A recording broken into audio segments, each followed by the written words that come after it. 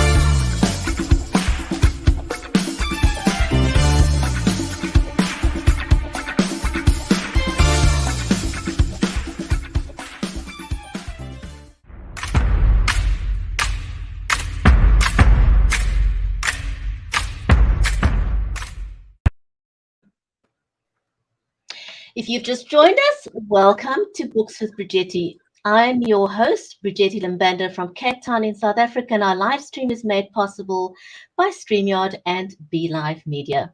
A special warm welcome to you, our audience, whether you are joining us over on Amazon Live, on Facebook, on YouTube, on Twitter, and also over on LinkedIn. This is an audience-centric show, so feel free to say hello in the comments, and we would love to give you a shout out if this is your first time that you are joining us. My amazing guest for today is Joie Gharrity. Now, before I invite her to join me onto the screen, one of the things that I love doing is helping people how to level up when they appear on camera. Now, all authors today are still working virtually or they're using a hybrid method to promote their books. Now, if you are promoting your books, you do want to put your best foot forward on camera. And so I have a few suggestions for you to help you level up. Now, if you can afford it, you can invest in a DSLR camera, but not everyone can. I do recommend, though, that you do level up by investing in something like a webcam if you can't get a DSLR camera, because it will really just help you level up on the way people see you when you are trying to promote your book. The one that I use in particular is the Logitech Brio, which is a 4K camera. It's got trademarked white light and HDR technology. And what that means in simple English is simply it's got the ability to adjust to your lighting conditions, so you don't have to be a lighting expert. But what I do want you to do is to take care of your sound. I use the Samsung Studio condenser microphone, which incidentally is the world's very first USB condenser microphone. It's got a die-cast construction, which means that it reduces noise vibrations and makes it ideal for live streaming, but you can get something similar. However, not everybody wants to have a big microphone, and you don't, but you do want to invest in something external other than what's built into your laptop, your computer, or even your mobile phone. I recommend in that case that you look at something like the Rode Lavalier, which is a clip-on microphone. It works perfectly well. Now, I know that a lot of authors simply go live using their mobile phones, and there's nothing wrong with it. But I want to give you a quick tip. You do want to use the entire screen when you are live talking about your book. I don't know if you've watched people go live and you have those black lines on the side and you can see just a little bit of them, and they kind of have to move out of the way to show you your book. So the way you deal with that is to simply hold your phone into landscape mode, and then you've got the whole screen. People can see you and they can see your book all at the same time. I do want to caution though, don't hold your phone in your hand. You do want to find a way of stabilizing your phone. And two things that I recommend, along with a tripod, is something like the DJI Osmo, which is a 3-axis stabilizer. Put your smartphone into that, and you can show people your book without your hand wobbling all over the place. So that's the one thing that you can use. Or you could also use, and I like the iographer as well, because you can angle it at the right way to show people your book, show off your book. Um, so that would be portrait, and that's not what you want to do. You want to hold it in landscape. So those are my quick suggestions for you to level up when you are trying to promote your book. Now, for our guest today, Joie Gharrity has worked in the Hollywood entertainment industry for over 15 years. She was handed by the ABC studio president to launch the first multimedia startup business for the Walt Disney Company. She's also the founder of Joie G 113, and we're going to ask her about that. She's a brand director, an author, a live stream host, and an international speaker. Now, we're going to find more about her proven visibility and influence system so that you can also find out how to elevate yourself or your clients to superstar status. Let's welcome Joie to the show.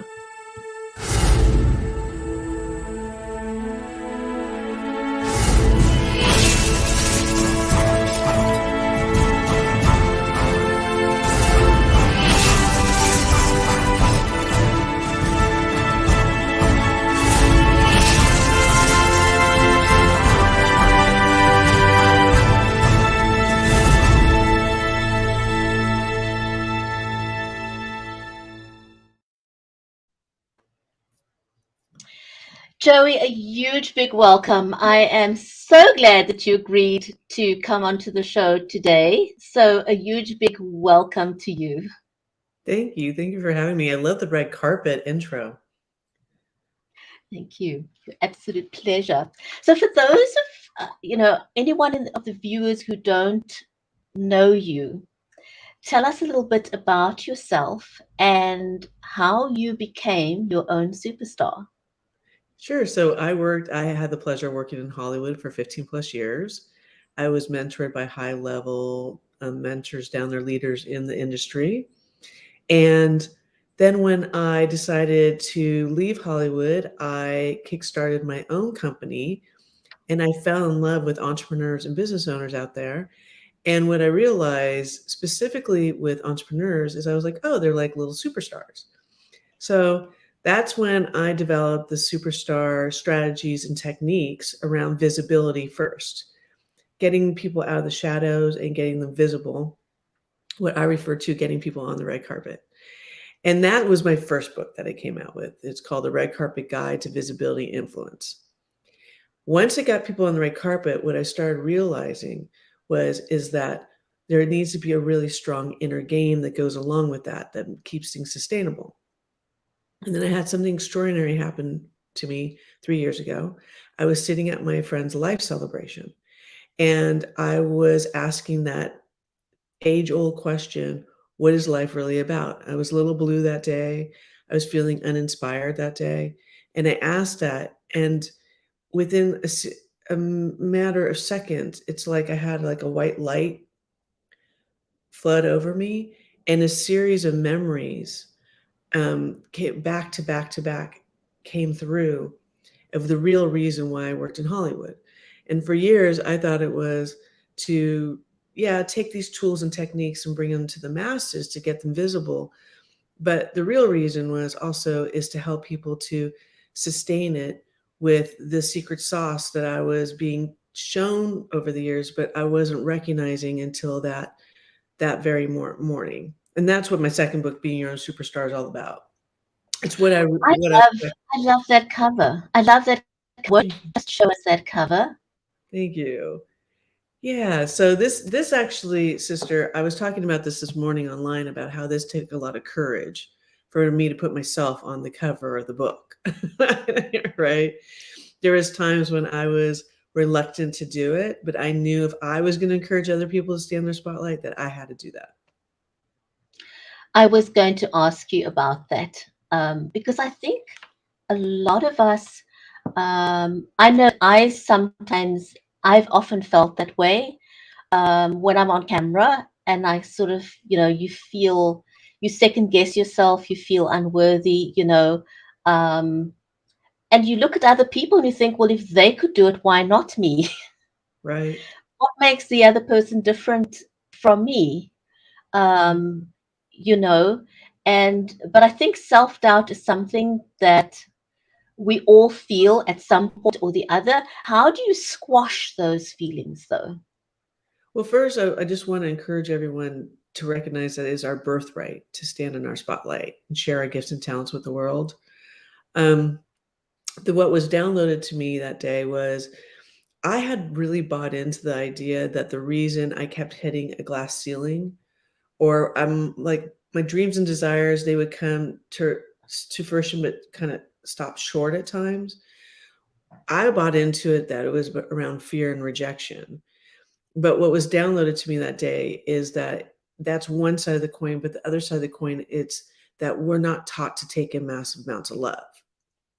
So the stars that I had been observing for all those years, or the leaders in the industry in Hollywood I've been observing, it's not necessarily, they're very talented, okay?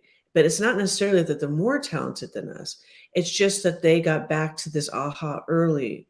And the aha is money, fame, cars, business opportunities, whatever. It's just in different, it's just form of love.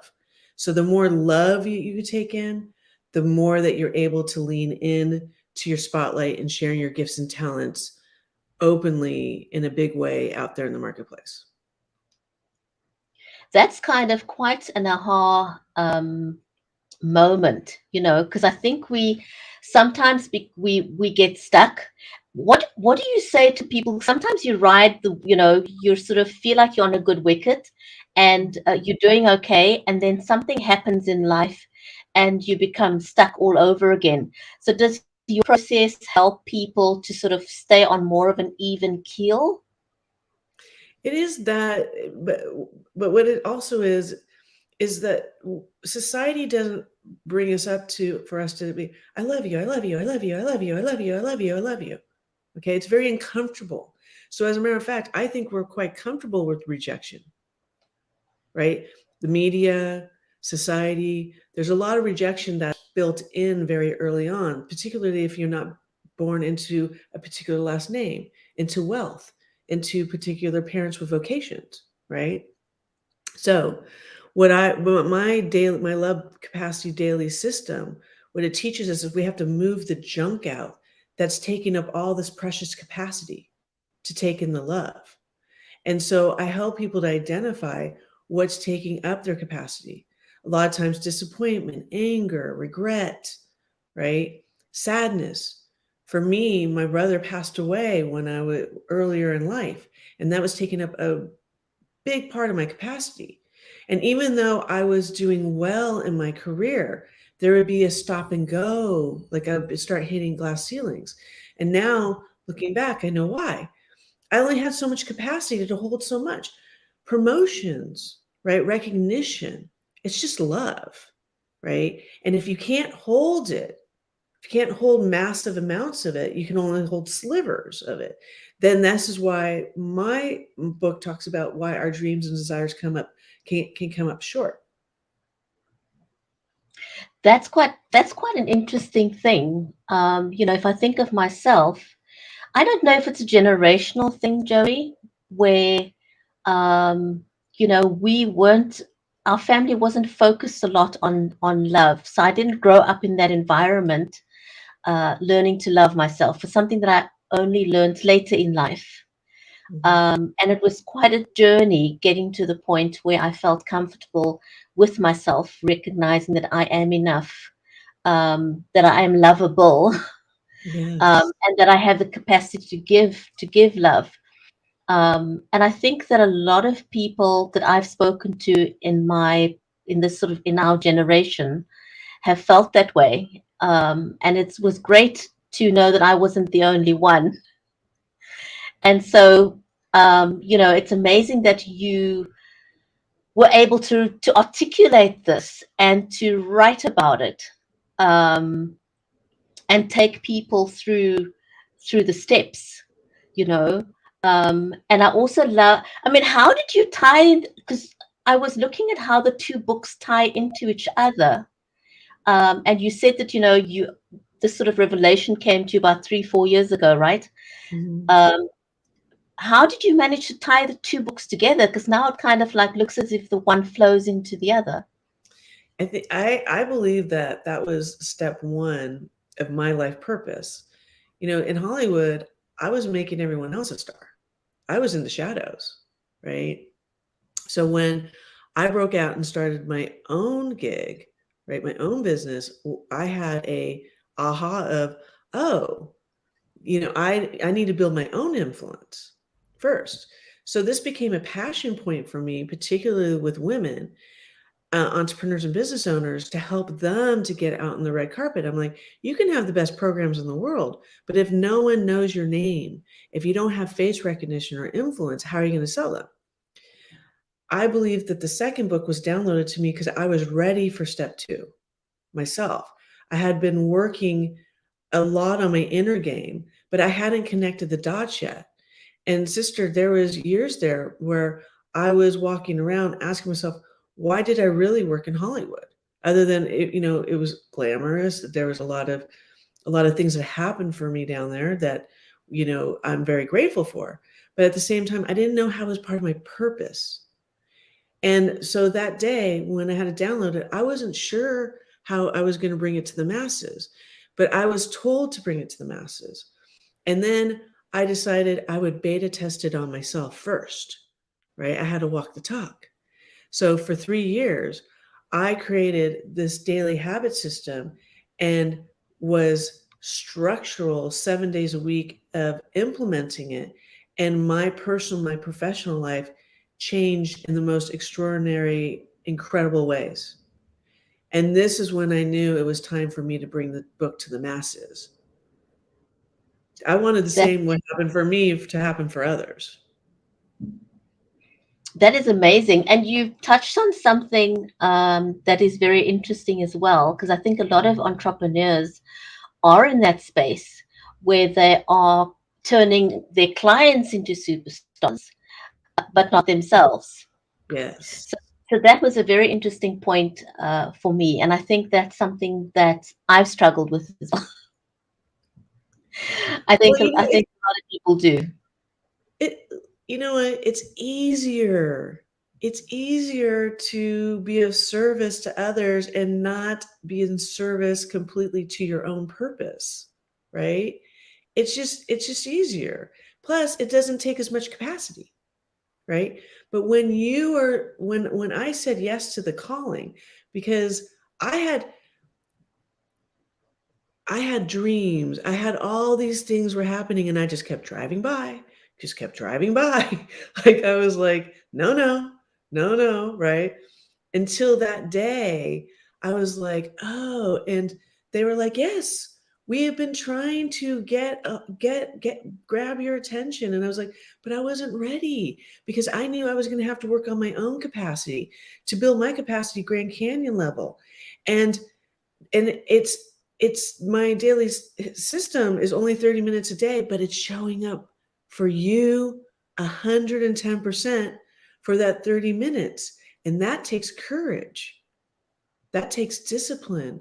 That takes a lot of inner strength to grow your own capacity. And here's the thing, and then to start receiving the love, because we're not brought up, not just in families, in community, for people to be like, I love you, Joey, I love you, Joey. And it's not necessarily them saying I love you, but it's just like what I observe with the stars. I remember my first memory that was downloaded to me is watching the stars walk down the red carpet. And I was on the red carpet with them because my boss bought me brought me to the premiere. But I remember standing there, and I remember inside I was just collapsing.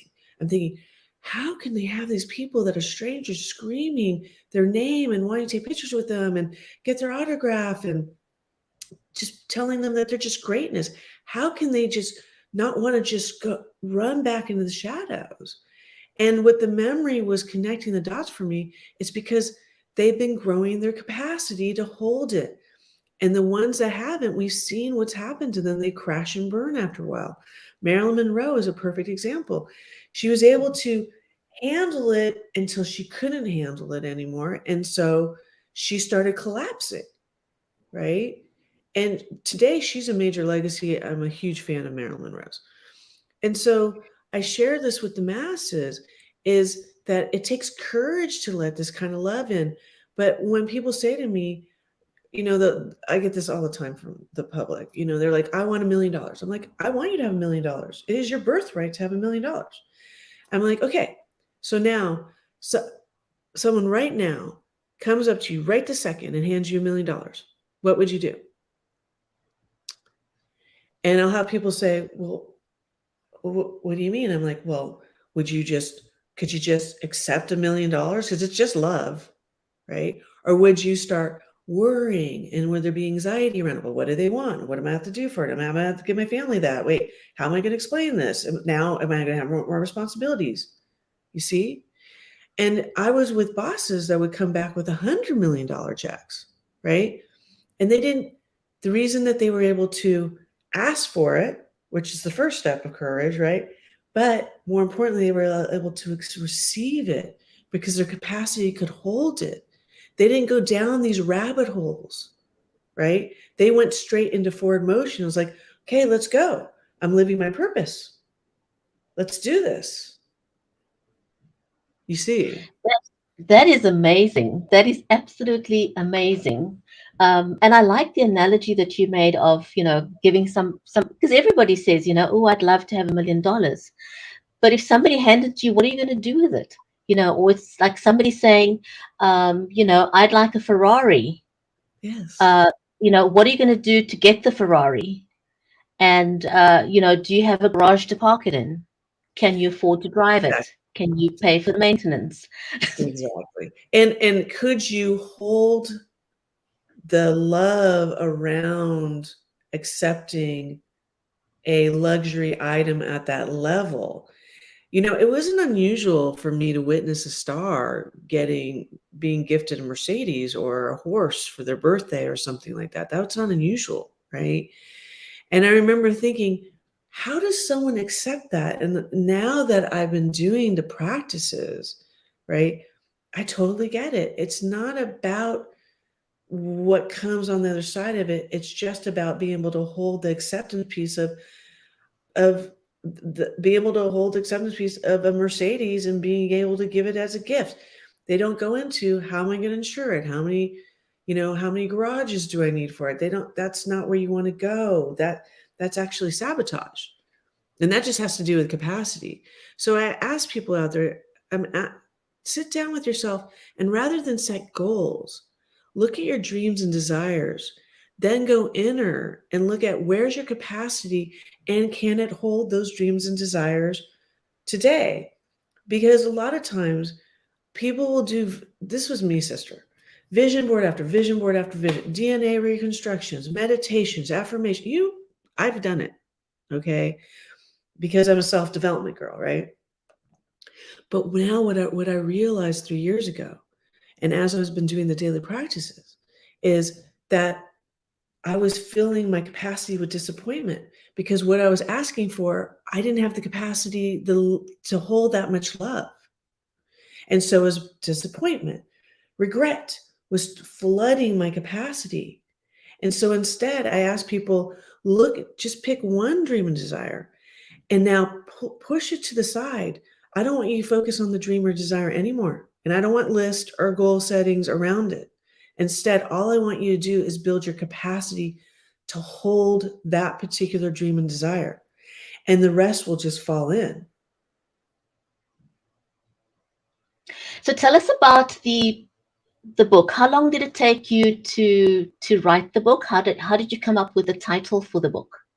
Sure. So it took me a little over a year and a half, almost 2 years, to write the book. How I came up with the title is I want to remind the masses that every single person globally is a superstar, but you have to claim it. You have to claim it, right? And then the how to expand the love capacity. I wanted in the book, I talk about how there was never 1 minute of my life or my career that I ever thought love had anything to do with success, ever.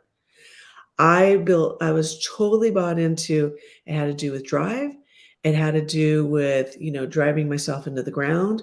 It had to do with striving bigger, doing more, being more intense, being more driven, right? Being A type, right? I know there's people out there that are going, I get it. And till this was downloaded to me, and what I realized was that actually love has everything to do with it. Now, does that mean that every day now that love is a driving force that I don't have bad moments? Of course not. Does it mean that I'm still not a bottom liner? No, I'm a total bottom liner in a huge way, right?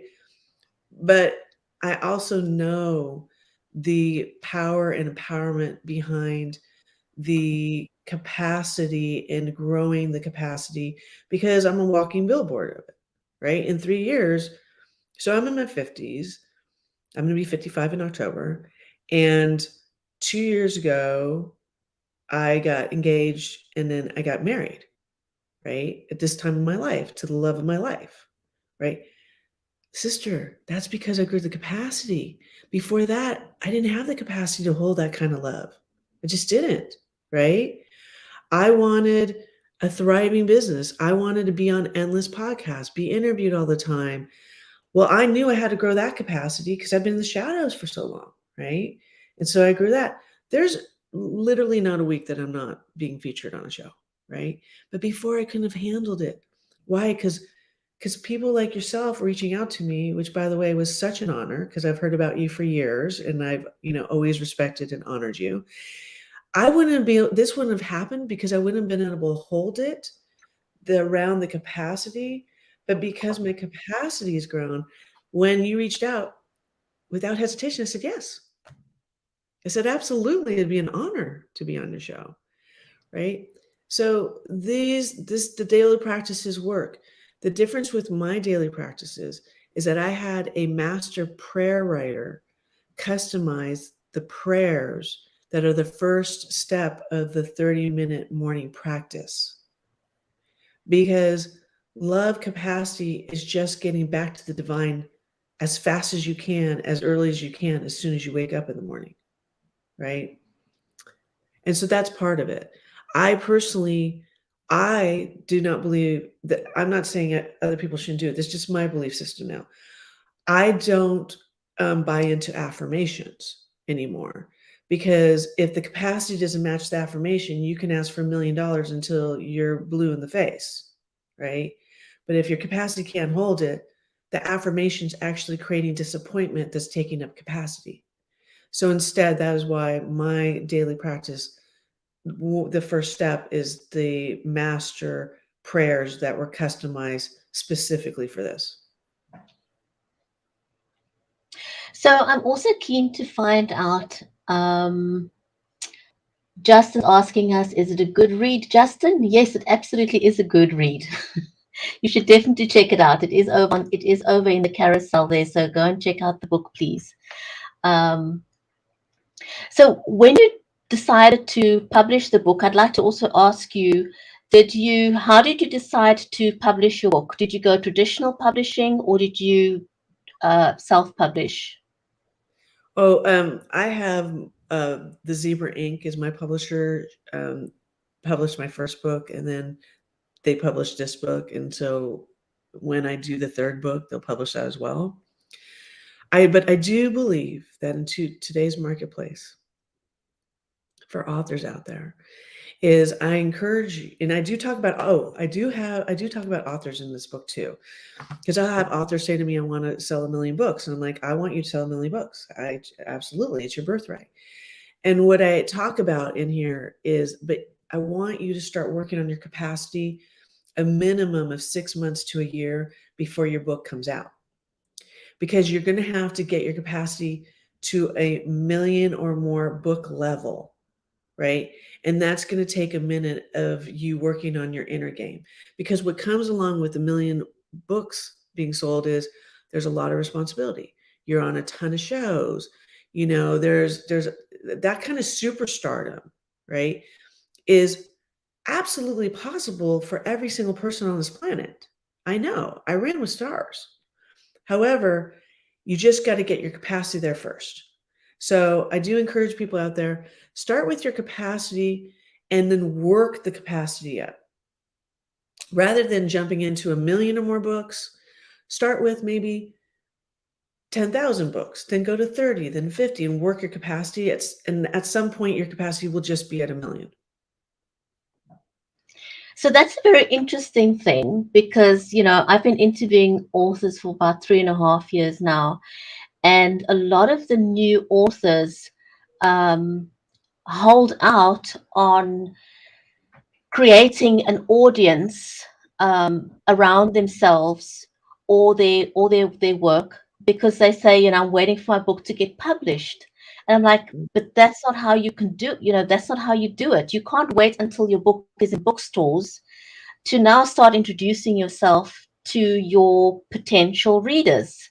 You've got to create that.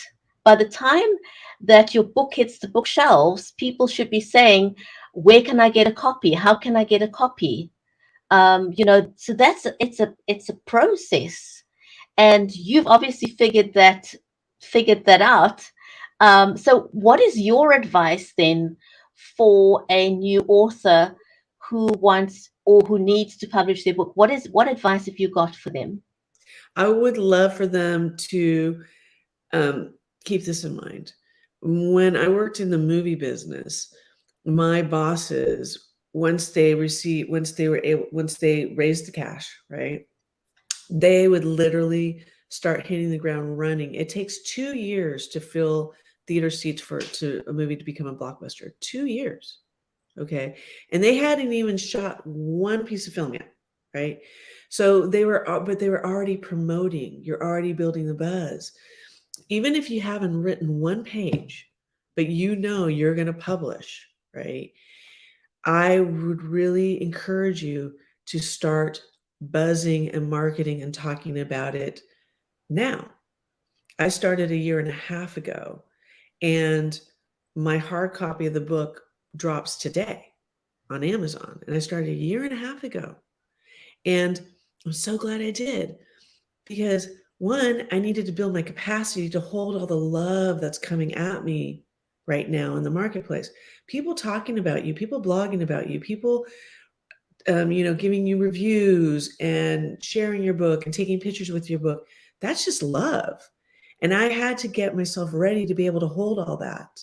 Otherwise, what we'll do is we will send out a signal and we'll start shutting it all down, right? But instead, today, anyone that goes on social media, and if you look up Being Your Own Superstar or Joie Gharrity, you're going to see a lot of shares about my book today. And I'm able to be at ease today with all that. I'm in such gratitude to that. But sister, even a year and a half ago, 2 years ago, there's no way. There's no way I could have handled all that love coming at me all at once, particularly with my face on the cover. Okay, there is no way I could have done this, right? This took a lot of courage, right? It took a lot of courage to show up big for myself, but big for the masses, because I want to be that walking billboard where anyone out there that is saying, why are my dreams and desires coming up short? Why can't I have what I want? And I'm telling them, you can.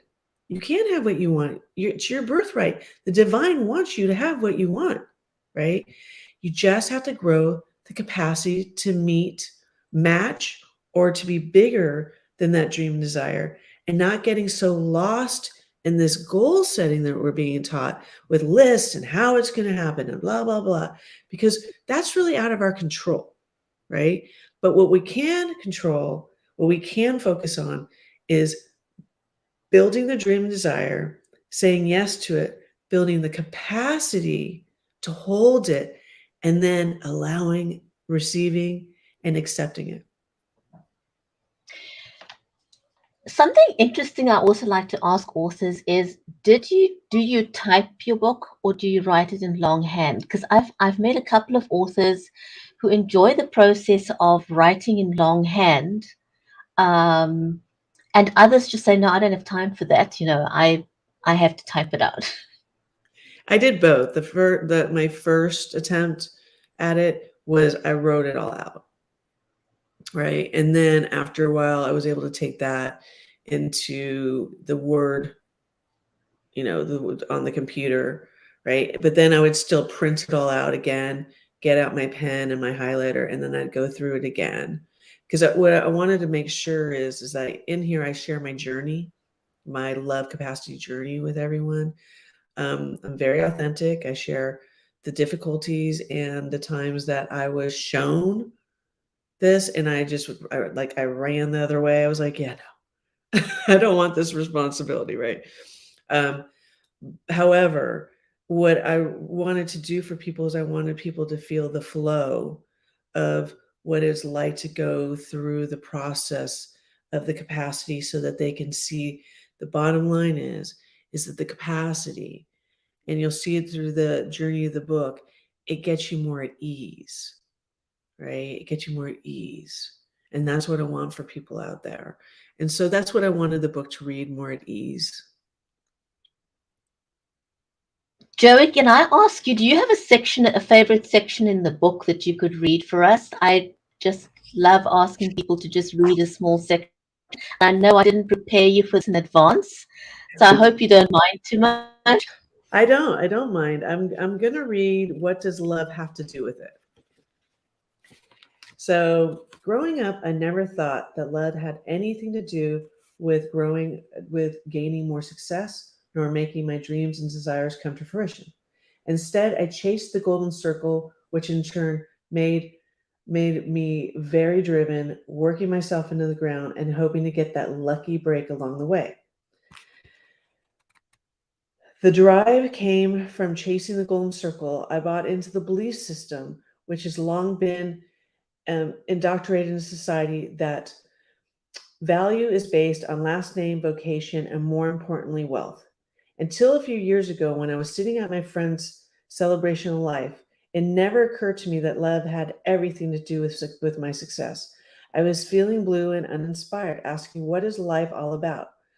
Losing another friend, not being sure that I was on the right career path at the time, or had a meaningful relationship at the time, made me question why I worked in the Hollywood entertainment business for most of my adult life, were definitely pain points for me that day.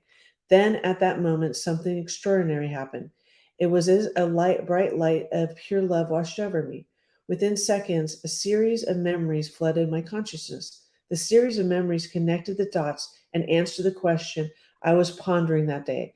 Each memory I recalled shed a brighter light on the bigger why and the real reason I worked in the Hollywood entertainment business for 15 plus years. My chasing the golden circle made sense. There were memories I hadn't thought about in years, and they flooded in all at once, and how each memory connected the dot to the next and next. And it dawned on me, I am the golden circle. The love I felt that moment was powerful and empowering. It lifted me from feeling hopeless to finding hope. That is awesome. That is awesome. When you wrote the book, did you write it with a specific audience in mind? I had a dream, and in the dream they told me I should write it for the masses. That the masses need to hear this message. There's a lot of, like, why am I not getting this? And why am I not getting this? And disappointment and regret and the drudge, right? And to write the book specifically for the masses, to know that that doesn't have to be like that. And it doesn't take a special skill or talent. You just have to say yes, and do the practices. And again, it's only 30 minutes a day. Now I'm on level 3 of the practices. In the book, this is level 1 in the book.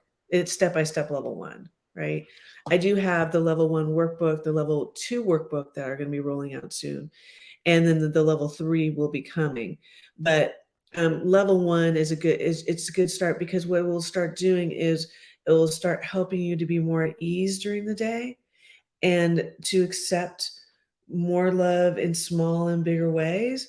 And that will transform both the personal and professional life. I think people are like this a lot. And I want people to be more like this. Incredible. What is it that you think makes us so fearful or uncomfortable with reaching our potential? We're not comfortable with love.